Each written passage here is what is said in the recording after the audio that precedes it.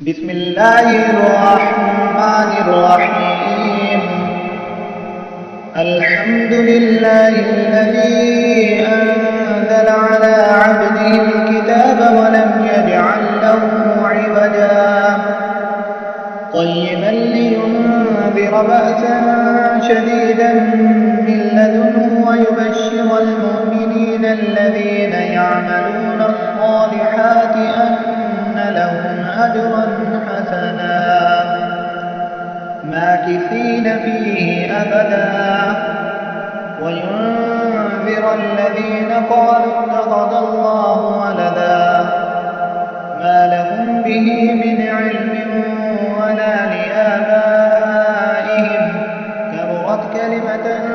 تخرج من أفواههم إن يقولون إلا كذبا فلعلك باقع نفسك على آثارهم إن لم يؤمنوا بهذا الحديث أسفا إنا جعلنا ما على الأرض زينة لها لنبلوهم أيهم أحسن عملا وإنا لجاعلون ما عليها صعيدا جردا أم حسبت أن أصحاب الكهف والرقيم كانوا من آياتنا عجبا